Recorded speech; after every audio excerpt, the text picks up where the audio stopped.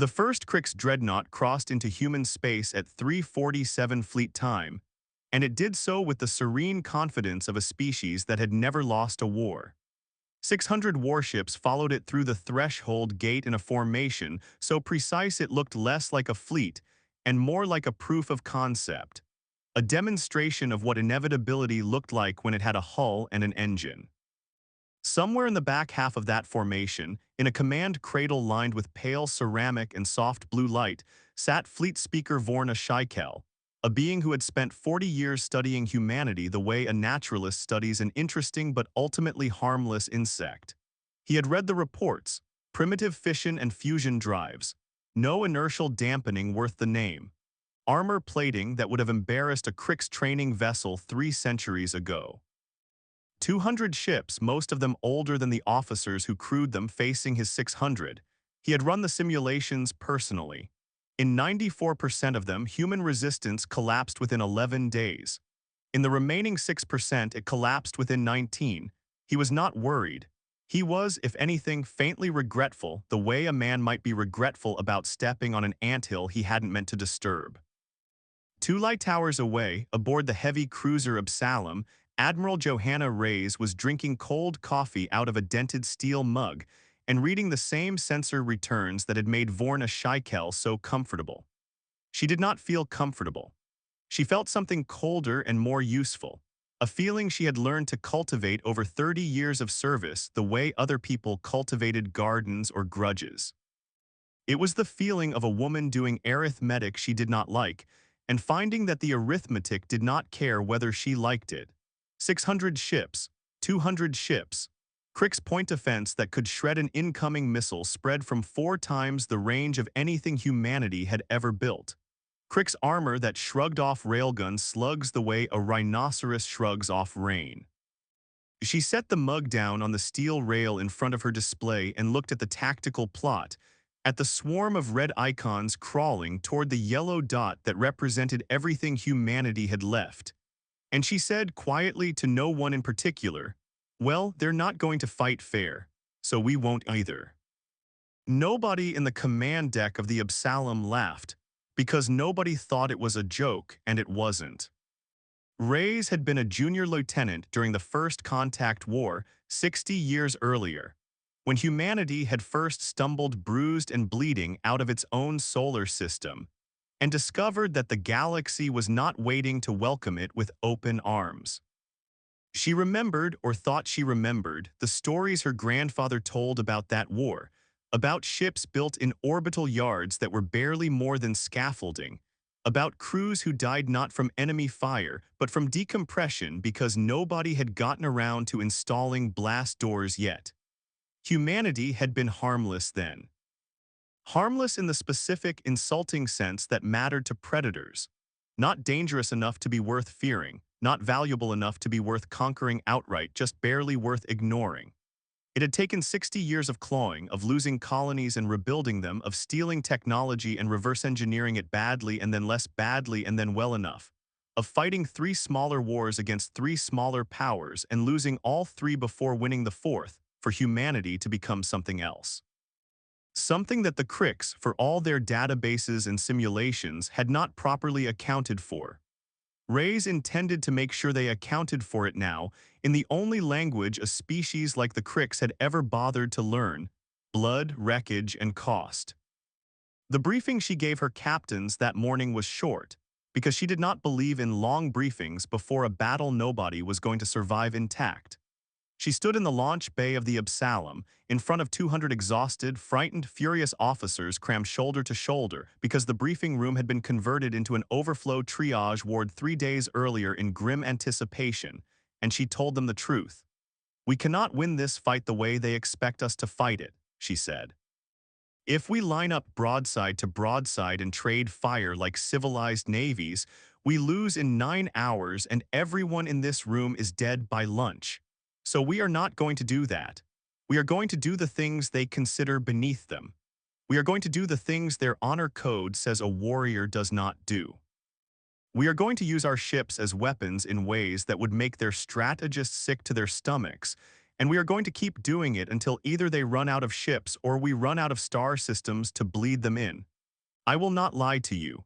Most of us will not live to see the end of this. But I promise you the end of this will not look like the beginning, and it will end. Lot be them standing on it. There was no cheering. Reyes did not want cheering. She wanted understanding, cold and total, and she got it in the silence that followed, the particular silence of people who have just been told exactly how bad things are and have decided to show up anyway.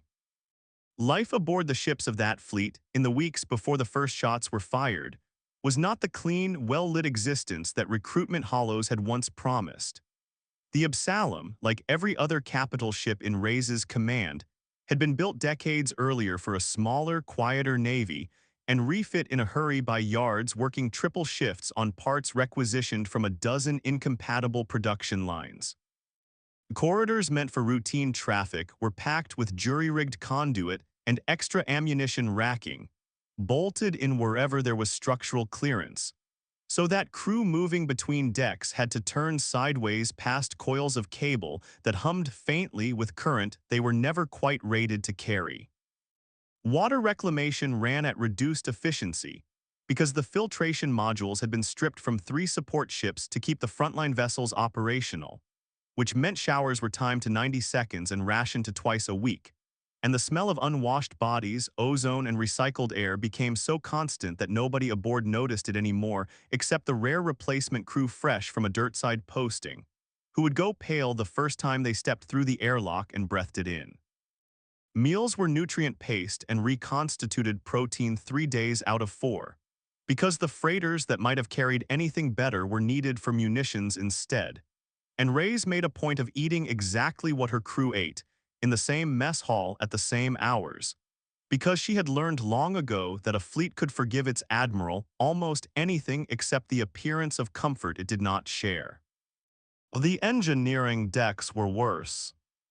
Chief Engineer Grace Mbeki, who kept the Absalom's aging fusion plant running through 6 months of continuous operation without a single full shutdown for maintenance, slept in 4-hour increments on a cot bolted to the reactor room bulkhead because she did not trust anyone else to catch the plant's temperamental containment fluctuations in time, and her hands, by the end of the war, were a permanent latticework of small burn scars from 100 emergency repairs made without gloves because gloves cost precious seconds.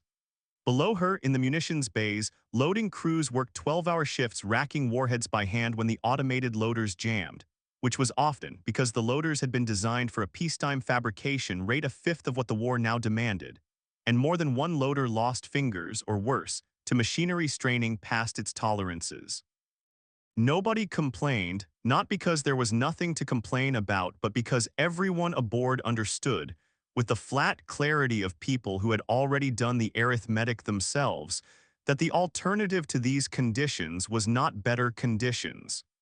It was losing, and losing meant the end of everything the ship's crew had left to protect. The first engagement took place at the edge of the Coraline system 4 days later, and it went, by any reasonable measure, badly for humanity, which was precisely the point. Admiral Reyes sent 40 ships forward to meet the leading edge of the Crick's advance, an outdated screen of destroyers and light cruisers under the command of Commodore Elias Akwu, a broad, quiet man who had buried a wife and a daughter in the Second Colonial War, and had not, in the 11 years since, given anyone the impression that he was afraid of dying. His orders were simple and, on paper, suicidal. Engage, inflict what damage you can, and then feign a catastrophic, disorganized retreat directly into the Coraline asteroid belt. The Cricks obliged because their doctrine told them to. Crick's combat philosophy was built around what their own philosophers called the doctrine of inevitable attrition. You did not need clever tactics against an inferior enemy. You simply applied superior firepower until the inferior enemy's morale or hull integrity gave out, whichever came first, and you did it in the open, because retreating enemies who were allowed to retreat cleanly would only regroup and waste more of your time later.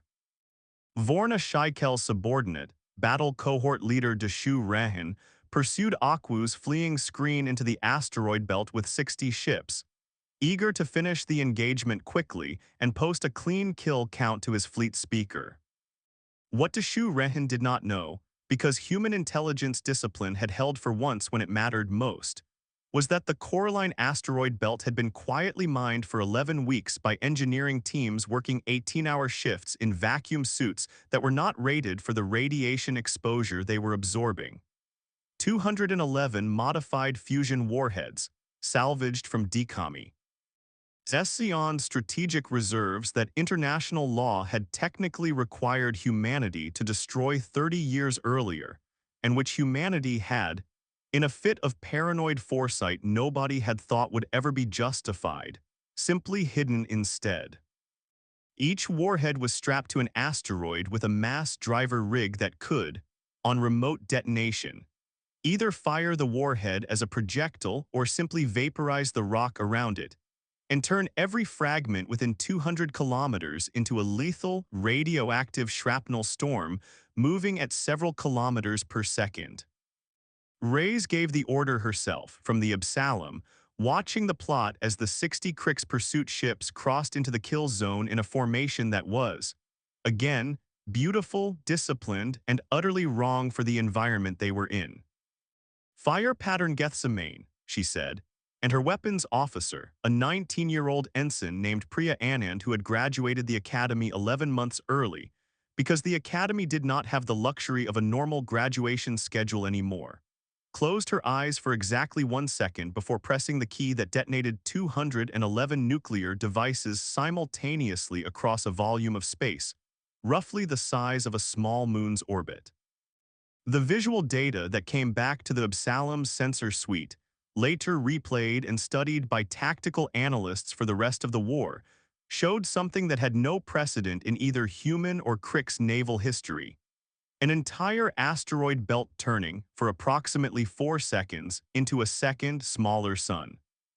60 Krix warships, their vaunted point-defense grids designed to intercept missiles and railgun fire, not the simultaneous detonation of 200 fusion devices at close range, were caught inside a wall of expanding plasma, radiation, and hypersonic rock debris that did not care about their armor rating. 41 ships were vaporized outright. 14 more were crippled, spinning, venting atmosphere and fuel, their crews already dead or dying from radiation exposure that no medical bay in the Krix arsenal could fully treat. 5 ships on the outer edge of the blast radius survived more or less intact, and it was those 5 that limped back to report to battle cohort leader Deshu Rehan's superior what had happened, because Deshu Rehan himself had been aboard the flagship of the pursuit force, and the flagship of the pursuit force no longer existed. Commodore Akwu lost 31 of his 40 ships in that engagement. The retreat had not been entirely feigned. The Krix opening barrage before the trap sprung had been real, and it had been brutal railgun slugs moving at a meaningful fraction of light speed punching through hulls that had never been designed to face weapons of that caliber. Akwu's own ship, the destroyer Meridian, took 4 hits before the trap closed, losing its aft engine section and venting 14 crew members into vacuum in the space of 90 seconds. Akwu himself lost his left arm to a bulkhead that buckled inward under the second hit, and he gave the order to detonate the minefield one-handed, blood loss making his voice thin and strange over the command channel. And Reyes, listening from 2 light towers away, heard that thinness and understood exactly what it had cost him, and said nothing, because there was nothing to say that would not have sounded like an apology. And she did not have the right to apologize for an order she had given and would give again. The human ships that had survived to spring the trap did not escape it unmarked.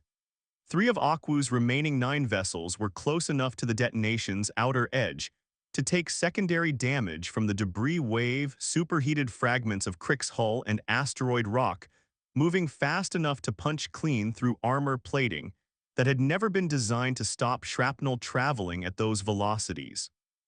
Aboard the light cruiser Tamsin, a fist-sized chunk of what had, seconds earlier, been part of a Krix warship's forward hull, tore through 4 decks in a straight line, killing a damage control team of 6 instantly and leaving a hole in the ship's spine that the crew would spend the next 11 hours patching with foam sealant and prayer. The medical bay of the Meridian, already overwhelmed by casualties from the initial Crix barrage, took on a fresh wave of radiation exposure cases as the detonation's fallout washed briefly across the retreating human formation before the ships could clear the area. And the ship's chief medic, a soft-spoken man named Dr. Ayana Whitcomb, would later testify to a Senate inquiry that he had spent that night doing something no medical officer should ever have to do. Triaging patients not by who could be saved, but by who could be saved with the anti-radiation stock remaining in the ship's depleted stores, and writing down, on a hand-scrawled list, the names of 11 crew members who would not receive treatment because there was not enough to go around, and who died over the following 4 days. In a manner that he described years later as the thing that haunted him longer than any battle wound ever had.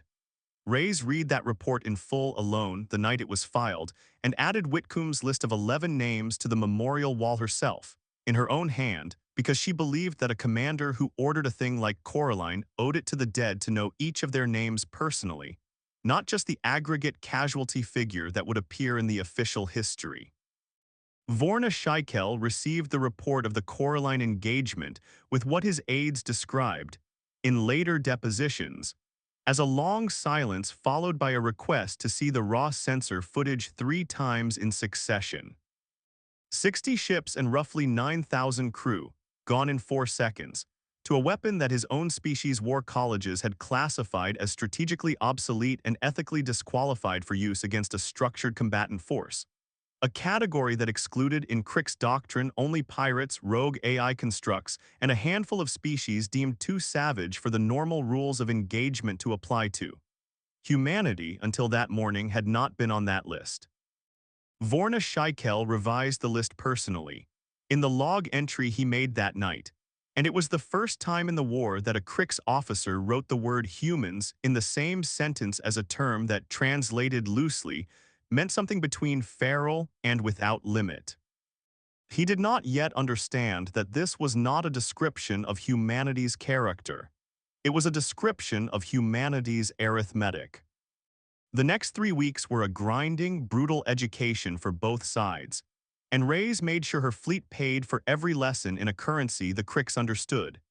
Dead ships, dead crews, and a steadily rising unwillingness among Crix commanders to advance without absurd, wasteful levels of caution that ate into their supply reserves and their timetable. At the Battle of the Vesport Corridor, Reyes deployed a tactic that her own staff in private had taken to calling the last full measure, a phrase borrowed from a document so old that most of the junior officers had to look it up. 3 cruisers, the Holloway, the Compostela, and the aging, half-obsolete battlecruiser Constitution, a ship that had been scheduled for decommissioning before the war made that scheduling irrelevant, had taken catastrophic damage in a running fight against a Crix battle group escorting a supply convoy. All 3 ships had lost primary weapons, all 3 had lost more than 60% of their crew, and all 3 had reactors that were, by any sane engineering assessment, minutes away from uncontrolled cascade failure. Reyes did not order them to retreat. She ordered them to accelerate. The captains of the Holloway and the Compostela had already lost consciousness from smoke inhalation by the time their ships crossed the final 10,000 kilometers. It was their executive officers, working from backup control stations with half their instrumentation dark, who kept the burn steady and true. The Constitution's captain, a stubborn, silver-haired veteran named Marcus Oyelaren, who had served with Reyes since before either of them made flag rank, stayed conscious the entire way, strapped into a chair on a bridge that was on fire in 2 places, giving a running commentary over the command channel in a voice that got steadily rougher as the smoke thickened in his lungs, describing exactly what he saw so that the tactical data would survive even if he didn't. 3 human warships, moving at a combined velocity that made intercept nearly impossible for point defense systems calibrated to catch missiles, struck the heart of the Crix supply convoy, 6 heavy freighters and their 2 cruiser escort, not with weapons because the weapons were gone, but with several 100,000 tons of superheated, reactor-compromised steel moving at 11 kilometers per second. The kinetic release was, according to later Crick's damage assessments leaked through neutral diplomatic channels, comparable to a small planetary bombardment device. Both escort cruisers were annihilated on impact. 4 of the 6 freighters were destroyed outright. The other 2 suffered damage severe enough that the Crick's Logistics Command wrote them off rather than attempt repair. 11,000 tons of refined tritium fuel, 17,000 tons of replacement armor plating, and the entire forward medical reserve for the Crick's 3rd Assault Fleet went up in a fireball that was visible, faintly, from 3 systems away. Marcus Aurelian's last transmission, recovered from the Constitution's flight recorder after the battle, was 11 words long, delivered in a voice thick with smoke and something that might have been satisfaction. Tell the Admiral the supply line's a lot shorter now. Then the channel went to static, and the Constitution, along with the Halloway and the Compostela and the 340 human crew still aboard them, ceased to exist as anything other than debris, and a very large, very expensive hole in Crick's logistics. Reyes watched the sensor confirmation come in from the Absalom's tactical deck, watched the icon representing 3 ships and their crews wink out on her display at the same moment that 8 Crick's icons, 6 freighters, 2 cruisers disappeared with them, and she allowed herself exactly 4 seconds of stillness, her hand flat against the cold steel rail before she turned to her staff and said in a voice that did not shake, "Log the names. All of them. I want every name on that ship in the official record before we do anything else." Then she went back to work because the fleet needed her working, not grieving, and grief was a luxury she had decided, 60 years into a war that had cost humanity more than she liked to count, that she could not afford to take in public.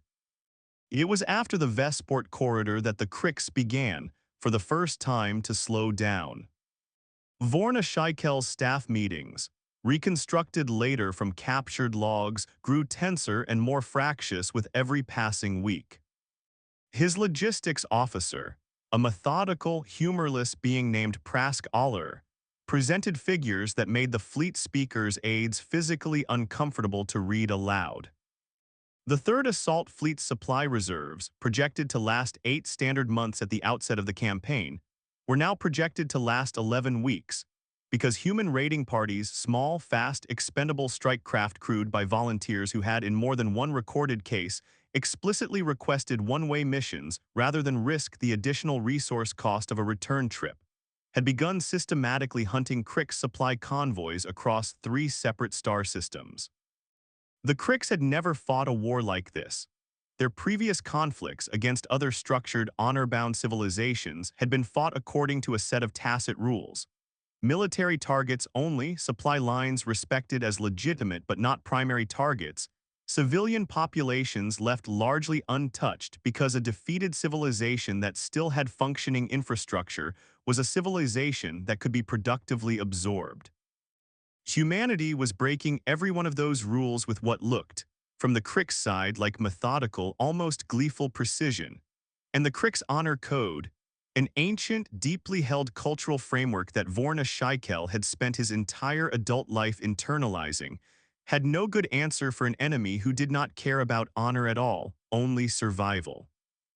Between the Vesport corridor and Meridian's reach, the fleet fought 7 smaller engagements that never made it into the history hollows with the same weight as the campaign's larger battles, but which cost just as much in the currency that mattered most: the slow, grinding erosion of ships and crew that neither side could easily replace.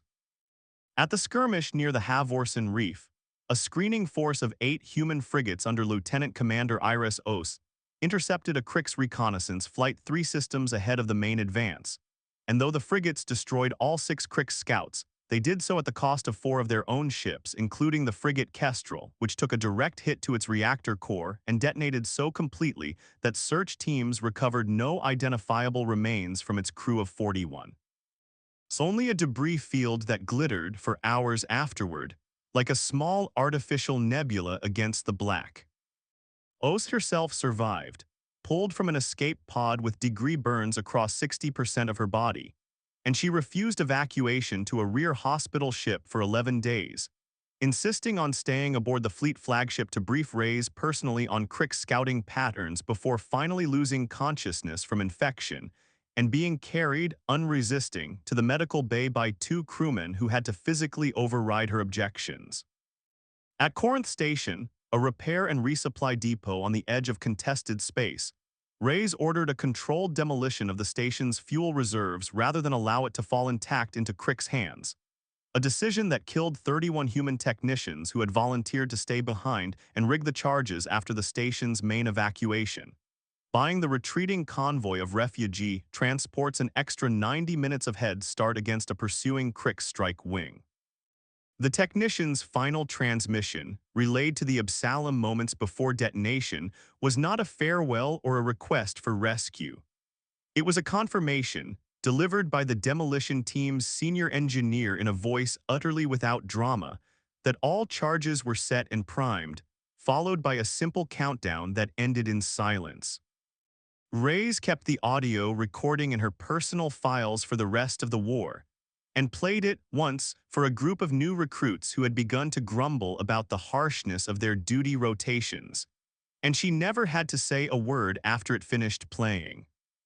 It was this steady accumulation of small, brutal sacrifices, more than any single dramatic engagement, that defined the character of the war for the crews who lived through it. Ships limped back to rear staging areas with hulls scorched black, with decks that still smelled of burnt insulation and copper-tasting blood no amount of scrubbing could fully remove, with crew complements reduced by a third or half or more. And every time after the wounded were unloaded and the dead were catalogued, and the survivors were given 18 hours of mandatory rest before returning to duty, the ships went back out again. Because there was nowhere else for them to go and nothing else for them to do except keep fighting, until the war ended one way or the other. Admiral Reyes made a habit throughout this period of walking the length of every returning ship personally before it was sent back to the line, speaking with wounded crew in the medical bays, learning names, learning small details, a hometown, a sibling waiting dirtside, a nervous habit of humming while working that she would later, without fail, recall correctly if she encountered that same crew member again months later. Her staff never fully understood how she managed to hold that much detail in her memory on top of everything else the war demanded of her. And Reyes herself, on the rare occasions she was asked, only ever gave the same answer: that if she was going to keep sending people to die, the least she owed them was to remember, specifically and completely, who they had been before the war made them into statistics. The colony of Meridian's Reach was the engagement that changed the tone of the war for good, and it was also the engagement that Admiral Reyes would later describe in a private log entry she never intended anyone else to read but which was recovered and published after her death, as the thing I will answer for, if there is anything to answer to, for the rest of whatever comes after this life. Meridian's Reach was a mining colony, population just under 60,000, sitting directly astride the most efficient supply route between the Crick's forward staging area and the front line of their advance. It had no strategic military value beyond its location. It had, according to a full evacuation assessment run by Reyes' staff, no way to be fully evacuated in the 6 days available before the Crick's supply fleet was projected to pass through the system, not without diverting transport capacity that the frontline fleet desperately needed elsewhere. Reyes was given 3 options by her staff: evacuate as many as possible and abandon the colony's strategic position, accepting that the Crick's supply line would remain intact and unmolested through that corridor for the rest of the war. Fully evacuate over 12 days, accepting that the delay would allow a Crick's supply convoy of 41 ships to pass through unmolested and reach the front, extending Crick's logistics capacity by an estimated 4 months, that, given the current attrition rates on both sides, human tactical analysts believed would be the difference between eventual victory and eventual defeat. Or leave the colony in place, evacuate what civilian shelter capacity allowed, roughly 11,000 of the 60,000 residents, primarily children, medical staff, and colony leadership, and use the remaining population and infrastructure as camouflage for a minefield and ambush identical in principle to Coraline, but this time set not in an empty asteroid belt but in the middle of a living town. Reyes chose the third option. She did not do it quickly, and she did not do it without argument. Her own Chief of Staff, Rear Admiral Tomas Delgado, argued against it for 6 hours straight, told her flatly that it was a war crime by any definition humanity had ever written down, that it would haunt the fleet's legitimacy for generations even if it worked, that there had to be another way. Reyes listened to every word of it, and then she asked him one question, Tomas. If we don't do this and that convoy gets through, how many more of our people die in the 4 extra months it buys them? Delgado did not have an answer, because the honest answer, according to the fleet's own projections, was somewhere between 11 and 20,000 additional military casualties, on top of whatever additional civilian losses followed from a prolonged war. Reyes gave the order. Delgado carried it out. Neither of them ever spoke about it again except in the most clinical operational terms, because there was nothing either of them could say that would make it easier, and pretending otherwise would have been its own kind of lie. The evacuation of 11,000 people from Meridian's Reach in under 6 days was, on its own, one of the more remarkable logistical achievements of the war, executed by transport crews who worked without sleep, who lied to frightened parents about routine relocation drills because the truth would have caused a panic that risked the entire operation, who loaded children onto transports with toys clutched to their chests and told them it would only be for a few weeks. The remaining 49,000 residents of Meridian's Reach were not told the truth, because Reyes' staff calculated, with the same cold arithmetic that had governed every decision of the campaign so far, that a population aware it was being used as bait would behave in ways that compromised the operation's secrecy, and secrecy was the only thing standing between 49,000 people surviving the engagement and 49,000 people not surviving it. It was a bet. Reyes knew it was a bet. She made it anyway, and she spent every one of the 6 days before the Crick's convoy arrived unable to sleep more than 90 minutes at a stretch, pacing the Absalom's observation deck at 300 ship time, staring out at the stars and doing arithmetic that never came out clean no matter how many times she ran it. The trap itself was more elaborate than Coraline. Nuclear mines, disguised as standard mining charges, were placed throughout the colony's asteroid mining operations, which provided perfect camouflage. The colony's own industrial fusion reactors, 4 of them, were quietly rigged for controlled overload, their containment failsafes disabled by engineering teams who told the colony's remaining technical staff that they were performing routine safety upgrades. A screening force of 30 human ships, under Reyes' direct command aboard the Absalom, waited in ambush position behind the system's outer gas giant, close enough to strike, far enough to remain undetected by the sensor sweep that preceded the Crick's convoy's arrival.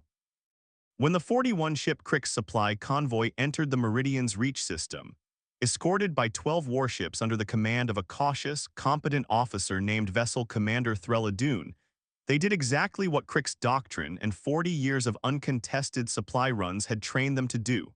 They proceeded directly through the system's most efficient transit corridor, which happened to run less than 800 kilometers above the colony's primary settlement. Reyes gave the detonation order at the moment the convoy's main body was directly overhead, and the 4 colony reactors, along with over 300 disguised mining charges scattered across the settlement and the surrounding asteroid works, went up simultaneously in a blast that the survivors, the small handful who happened to be in deep mining shafts far below the surface and were shielded by kilometers of rock, would later describe as turning the sky itself into fire. 49,000 human civilians died in that detonation, along with every crew member aboard 9 of the 12 Crick's escort warships and 31 of the 41 supply freighters. It was, by tonnage and by casualty count, the single most devastating strike of the entire war, and it broke something in Crick's supply capacity that never fully recovered. The loss of that convoy's cargo, an entire quarter's worth of munitions, fuel, and replacement parts for the frontline fleet, forced Vorna Scheikel to divert combat ships to escort duty for the rest of the campaign, thinning his front line at exactly the moment humanity needed it thinned. Reyes did not celebrate. Nobody on the Absalom celebrated.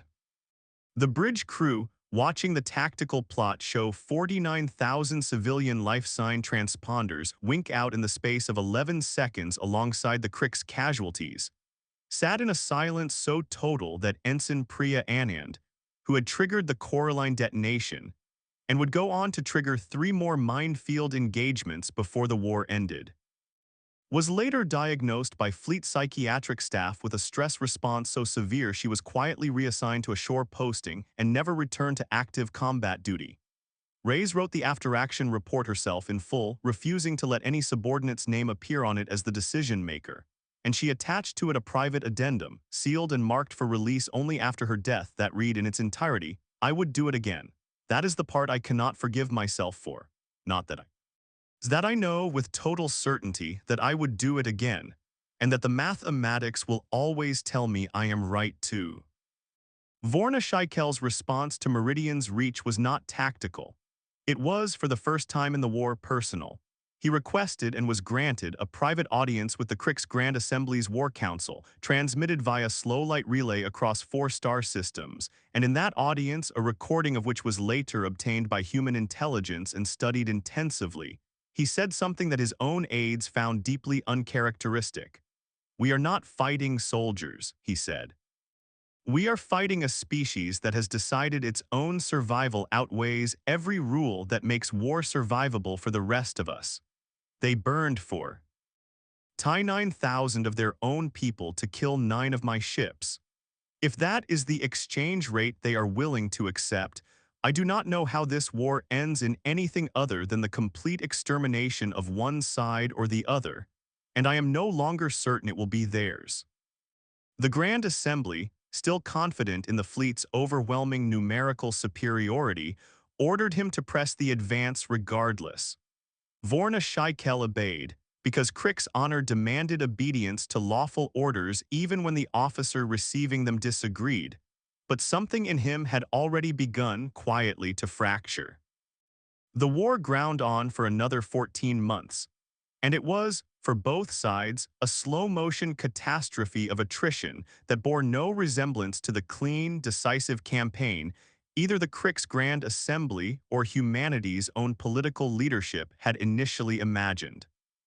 Reyes's fleet, reinforced by emergency production from every human shipyard still functioning, never grew larger than 240 ships at any single point in the war, and it bled steadily, engagement after engagement, ship after ship, name after name added to the growing memorial wall that the fleet's chaplains maintained aboard the Absalom, a wall that eventually had to be moved to a dedicated cargo bay because it grew too large for the ship's small chapel.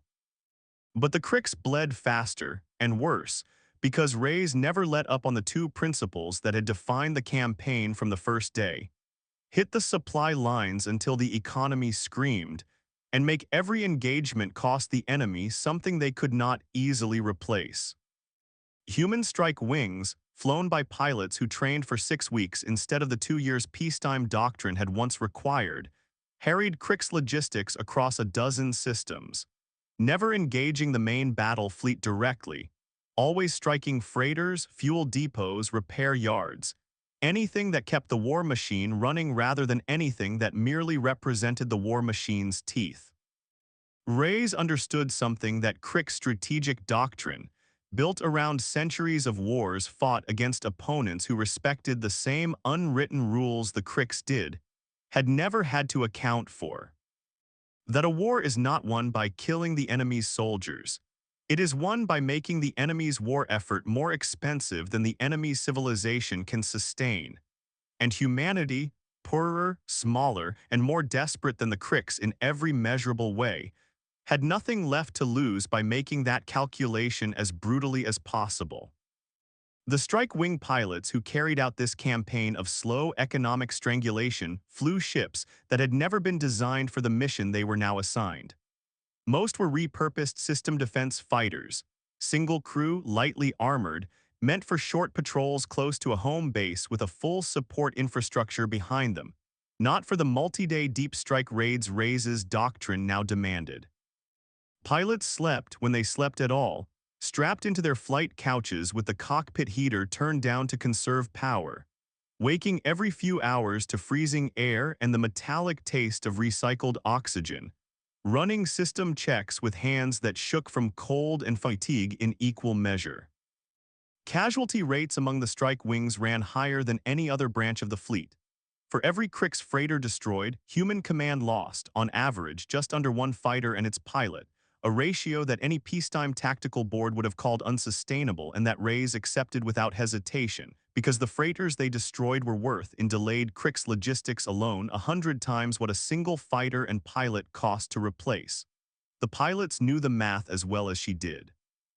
They flew anyway, squadron after squadron, replacement after replacement, young men and women barely out of flight school painting small tally marks on their cockpit canopies for every supply ship they killed. Marks that, for the unlucky majority, never had the chance to accumulate past 3 or 4 before their names joined the growing list on the Absalom's memorial wall. Kriegs' losses during this period were not limited to ships and cargo. Prask Aller's internal logistics reports, later recovered from a captured supply depot and translated by human intelligence analysts, painted a picture of a war economy beginning to buckle under weight it had never been designed to bear. Refineries on 3 Kriegs-held worlds were forced into emergency rationing of the rare industrial isotopes needed to manufacture warship-grade armor plating, because the supply convoys meant to deliver raw ore from outlying mining colonies were being picked off faster than replacement escorts could be trained and deployed. Kriegs shipyards, accustomed to a peacetime production rhythm that assumed secure supply lines and predictable delivery schedules, began falling behind their own repair quotas, so that damaged warships limped back to dry dock and simply sat there, half-repaired, waiting for parts that were weeks or months late, effectively removing them from the war as surely as if they had been destroyed outright. Morale reports filed by Kriegs unit commanders and forwarded up the chain with increasing frequency described crews growing anxious and superstitious, trading rumors about the feral tactics of the human enemy, about ships that flew themselves into suicide runs, about colonies that turned into bombs, rumors that were, unlike most rumors of war, almost entirely true, and which did more to erode Kriegs' fighting spirit than any single tactical defeat could have managed on its own. Ray's, for her part, grew leaner and grayer with every month the war continued, and her staff began to notice the toll it was taking even as she refused publicly to acknowledge it. She stopped sleeping more than 4 hours a night sometime around the 8th month of the campaign and never fully recovered the habit even decades later, in the quiet years after the war when there was no longer any tactical reason to stay awake. She ate less. She spoke less in casual settings, though she remained precise and articulate in every briefing, every command decision. Every painstaking review of casualty reports that she insisted on reading in full rather than summary, because she believed a commander who let herself skim the cost of her own decisions was a commander who had started lying to herself about what the war actually required. Rear Admiral Delgado, who had argued against the Meridian's Reach operation and never fully forgiven either Ray's or himself for going along with it in the end, once told a junior officer off the record that he thought the Admiral was slowly turning herself into exactly the kind of weapon the war needed her to be, and that he was no longer certain there would be very much of the woman underneath left over by the time it was finished. At the Battle of Threshold Gate, the same gate through which the Kriegs invasion had first crossed into human space 14 months earlier, Ray's staged the final, decisive engagement of the war, and it was there that she deployed the tactic that would ultimately break Kriegs' will to continue fighting, though it did not, in the moment, feel like victory to anyone who lived through it. By the time of Threshold Gate, the Kriegs' third assault fleet had been reduced. Through 14 months of attrition, ambush, and supply line starvation, from 600 ships to 280, and those 280 were operating on reserves so thin that Vorn Ashaikel's logistics officer, Prask Aller, had calculated the fleet had perhaps 6 weeks of sustained combat operations left before it would be forced to withdraw entirely from human space simply to avoid starvation and fuel exhaustion, regardless of the tactical situation. Reyes' own fleet had been reduced to 130 ships, a number so grim that her own staff had quietly begun drafting contingency plans for what humanity's final defensive posture would look like if the fleet ceased to exist as an organized force. Both commanders understood, without needing to say it aloud, that Threshold Gate would be the engagement that decided the war, one way or another. Reyes' plan for Threshold Gate was the boldest and most costly of the entire campaign, and it very nearly did not work. She ordered 40 of her remaining ships, nearly a third of her fleet, crewed entirely by volunteers who had been told, in explicit terms, that the mission profile assumed a survival rate below 15%, converted into what her staff called, with the grim humor that had become the fleet's only remaining coping mechanism, the final argument. Every non-essential system aboard those 40 ships was stripped out. Shielding, life support redundancy, weapons beyond point defense, anything that added mass without adding acceleration.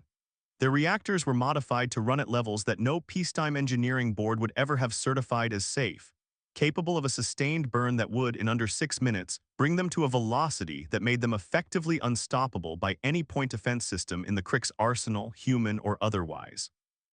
They were, in the plainest possible terms, 40 crude nuclear-armed battering rams, and Reyes intended to fly them directly into the heart of the Crick's formation at Threshold Gate, timed to arrive at the same moment as a conventional assault by her remaining 90 ships, so that the Crick's fleet would be forced to choose, in the space of a few catastrophic minutes, between defending against an incoming kinetic strike that could not be stopped and defending against a conventional attack that, on its own, they could still have handled. The battle began at 5:12 fleet time and lasted, in total, 11 minutes, though every person who survived it would later describe those 11 minutes as feeling like several hours. Reyes' conventional force engaged the Crick's battle line first, draw. Point defense and close support fire away from the incoming kinetic wing, and paid for that misdirection in blood. 19 ships lost in the first 4 minutes alone, including the light cruiser Providence, whose entire bridge crew died when a Crick's heavy railgun round punched clean through 6 decks of armor that had simply not been designed to stop a weapon of that caliber. But the misdirection worked. When the 40 kinetic ships arrived, accelerating in from an oblique angle that Crick's sensor doctrine had not adequately prepared for, Crick's point defense, already saturated by the conventional engagement, managed to intercept only 11 of them before impact. 29 human ships, crewed by roughly 6,000 volunteers who had known, going in, that they would not be coming back, struck the main body of the Crick's battle fleet at a combined velocity that turned each individual impact into an event indistinguishable, on Crick's sensor logs, from a small-yield nuclear detonation. 51 Crick's warships were destroyed or crippled beyond repair in the space of 90 seconds. Among them was the Resolute Ascension, flagship of the 3rd Assault Fleet, struck amidships by the converted destroyer Fortitude at a closing velocity in excess of 40 kilometers per second. The Resolute Ascension did not simply explode. It was, according to the handful of Crick's crew who survived the impact from adjacent sections and later gave testimony, torn open along nearly its entire length, its spine shattered, its reactor breaching in a secondary explosion that finished what the kinetic impact had started. Aboard the surviving human ships, the 11 minutes of the battle were remembered less as a coherent sequence of events than as a series of fragmented, sensory horrors that individual crew members carried with them for the rest of their lives. On the light cruiser Amaris, a hull breach on Deck 7 decompressed an entire medical ward in under 4 seconds, and the ship's surviving corpsmen spent the following hour recovering bodies from a compartment that had gone, in that instant, from warm and lit to a silent, frost-rimed vacuum, the dead frozen in the exact postures they had held at the moment the air left them. On the destroyer Halcyon Wake, a Crix railgun round that failed to fully penetrate the hull instead sheared along an internal bulkhead, filling 3 decks with a spray of molten metal fragments that killed or maimed 19 crew in less than 2 seconds. The ship's damage control teams working through the aftermath in suits slick with blood that had frozen to the deck plating before it could be cleaned away. And amid it all, the 29 kinetic ships bore down on the Crix formation in eerie, disciplined silence, their crews having long since said whatever needed saying to the people they loved. Strapped into acceleration couches designed for a single, final purpose, watching sensor countdowns tick toward 0 with the particular calm that Reyes had observed, again and again throughout the war. In volunteers who had already made their peace with an ending most people spent their whole lives trying not to think about. Vorna Scheikel was not aboard the Resolute Ascension when it died. He had, on the advice of his tactical staff, transferred his flag to a secondary command ship 2 days earlier as a precaution against exactly this kind of decapitation strike. A decision that saved his life and that he would spend a great deal of time, in the weeks afterward, wondering whether he should be grateful for. He watched the destruction of his flagship, and with it nearly 4,000 crew he had commanded for over a decade, from the tactical display of the cruiser Farthest Light, and the recording of that moment later recovered shows him standing motionless for nearly 30 seconds, saying nothing before he finally speaks, and what he says, translated from the Crix command dialect, is simply, "They knew. They built ships to die on purpose, and their crews got on board anyway." What do you do against an enemy like that? What is there to do? The remainder of the Battle of Threshold Gate was, in strictly tactical terms, inconclusive. Both fleets, battered nearly beyond the point of continued combat effectiveness, disengaged within the hour, human forces retreating to lick their wounds and reassess, Crix forces pulling back to what remained of their forward staging positions. Reyes lost, in total, 61 ships and just over 11,000 crew at Threshold Gate, the single worst single engagement loss of the entire war. And when she gave the order to disengage, her voice on the command recording is flat and exhausted in a way that suggests something had gone out of her that would not easily come back. But the Crix fleet, reduced from 280 ships to 229, its flagship destroyed, its supply reserves already critical before the battle and now stretched past any reasonable operational threshold by the loss of dozens more vessels requiring repair or replacement that the depleted Crix logistics network could no longer provide, was, in every meaningful strategic sense, finished as an offensive force, and both commanders knew it within hours of the engagement ending. It took 11 more days for the surrender to come, and those 11 days were, according to both human and Crix accounts later made public, dominated not by tactical calculation, but by something closer to a crisis of identity within the Crix command structure. Vorna Scheikel convened his surviving senior officers aboard the Farthest Light and asked them directly whether the Grand Assembly's war aims, the annexation of human space, the pacification of a species deemed too primitive to be treated as a legitimate strategic threat, remained achievable at any cost the Crix civilization was actually willing to pay. The answer, delivered across several hours of increasingly grim discussion, was no. Not because the Crix lacked the raw industrial capacity to eventually rebuild the fleet and try again. They did not, in the strictest sense, lack that capacity, but because every officer in that room had now personally witnessed what humanity was willing to do to win, and every one of them, independently, arrived at the same unspoken conclusion. That a species willing to detonate its own colonies, willing to crew suicide ships with volunteers, willing to mine its own asteroid belts and starve its own supply lines and burn every rule of civilized warfare to ash in pursuit of survival, was not a species that could be defeated through attrition, because attrition assumed a limit to what the other side would spend, and humanity, as far as anyone in that room could determine, had not yet found theirs. Vorna Scheikel's formal surrender transmission, sent to Admiral Reyes aboard the Absalom 11 days after Threshold Gate, was recorded and later released in edited form to the human public, and it remains, decades later, one of the most studied pieces of diplomatic communication in the archives of the war. He did not claim defeat in the conventional sense. He said instead something that Reyes would later tell her own staff she found more unsettling than any battle report she had read in 14 months of war.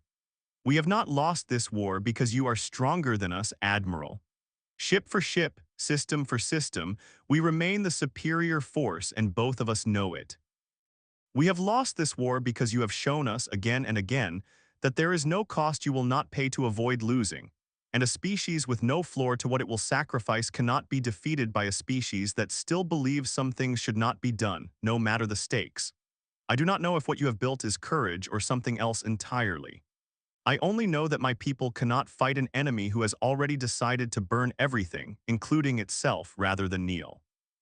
So we will not try any longer. Take your victory, Admiral. I hope it does not cost you what I think it already has."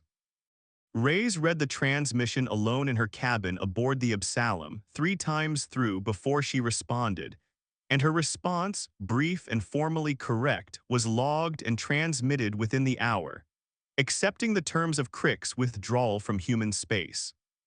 But she did not celebrate that night either, any more than she had celebrated after Meridian's reach, and the fleet's chaplains noted in the days that followed an unusually large number of officers and crew requesting counseling, requesting time in the memorial bay to sit with the growing wall of names, requesting, more than anything, simply to be left alone with what the war had required of them.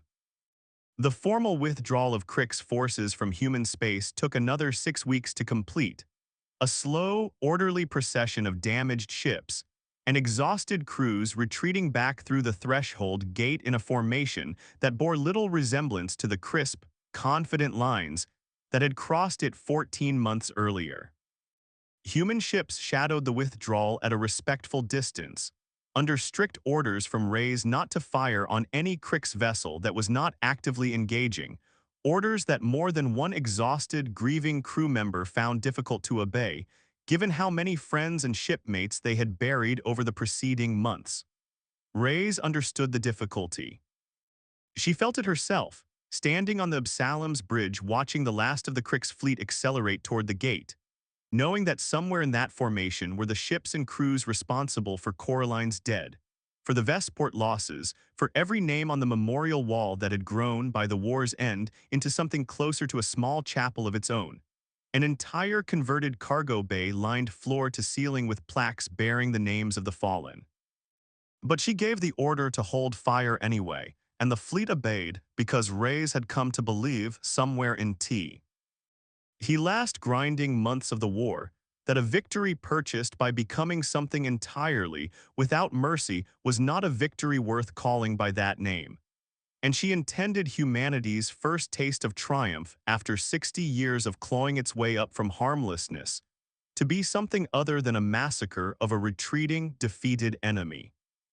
In the years that followed, historians on both sides would argue endlessly about what exactly had broken the Crick's will to continue the war. Crick scholars, writing in the relative safety of hindsight, tended to frame it as a failure of Crick's military doctrine to adapt quickly enough to an opponent who did not share its assumptions about the acceptable boundaries of warfare. An academic, bloodless way of describing what had in practice been 14 months of nuclear ambushes and sacrificed colonies and crews flying to their deaths on purpose. Human historians tended to frame it in starker terms, as the story of a species that had been pushed, by circumstance and by desperation, into discovering exactly how far it was willing to go to survive, and had discovered in the process that the answer to that question was further than it had ever wanted to know. Both framings were true in their way, and neither fully captured what it had actually felt like to live through, for the people who had been there.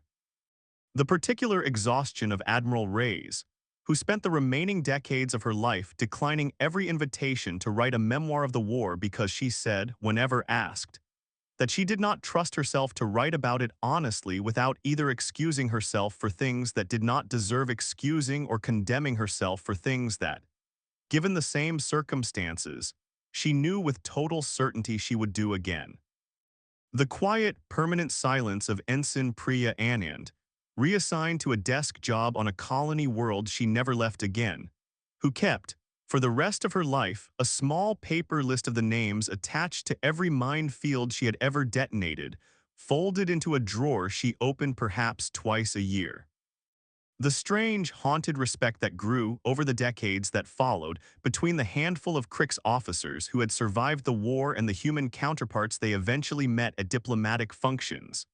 Two sets of veterans who understood, in a way almost no one else in either civilization could, exactly what the other had been through, and who found, more often than either side expected, that they had more in common with their former enemies than with the civilians of their own species who had never had to make the choices the war demanded. Vorna Scheikel himself did not return to a hero's welcome, nor did he expect one. The Grand Assembly, embarrassed by the loss of a campaign it had assured its citizens would be swift and decisive, quietly reassigned him to a training command on a remote Crick's world far from the political center of the empire. A posting that was, by any honest reading, a demotion dressed up in respectful language. He accepted it without complaint and spent the remaining years of his career teaching junior officers a course that did not exist anywhere else in the Crick's military curriculum, a course he had petitioned to create himself, titled simply, "The Cost of Being Wrong About an Enemy." His lectures, portions of which were later shared with human military academies as a gesture of post-war goodwill, focused less on human tactics specifically and more on the deeper failure he believed had cost the Cricks the war. The assumption, baked so deeply into Crick's strategic culture that no one had ever thought to question it, that a technologically inferior species could be reliably predicted, and therefore reliably defeated, using the same doctrines that had worked against every previous opponent. Humanity, he told his students year after year, had broken that assumption not through some hidden technological advantage, but through a willingness to weaponize its own desperation, to treat every rule of civilized warfare as negotiable the moment survival was genuinely at stake. And any species that faced a similarly desperate opponent in the future, he warned them, should expect nothing less. 60 years earlier, humanity had crossed into the wider galaxy as something harmless, something a species like the Cricks could afford to overlook, to underestimate, to treat as a curiosity rather than a threat. It had taken 60 years, 4 smaller wars, 1 massive invasion, and a campaign built on nuclear mines hidden in asteroid fields and colonies sacrificed as bait and crews who volunteered to die flying their own ships into the heart of an enemy fleet. But by the time Vorna Scheikel's surrender transmission reached the Absalom, humanity was no longer harmless, and every species in the surrounding stretch of galaxy that received the intelligence reports of the war's final engagements understood, with a clarity that would shape diplomatic relations for generations to come. Exact. CTLY what that meant. Admiral Johanna Reyes stood on the observation deck of the Absalom that night, looking out at a starfield dotted with the drifting wreckage of both fleets, at the debris field that would take years to fully clear and decades to fully grieve. And she thought, not for the first time and not for the last, that victory and survival were not always the same thing. And that a species which had learned to win the way humanity had just one would spend a very long time discovering exactly what that victory had cost it to become. She did not have an answer for that thought. She was not sure anyone alive that night did. But the war was over, humanity was still standing, and for the first time in 60 years, nobody in the galaxy was going to make the mistake of calling humanity harmless again.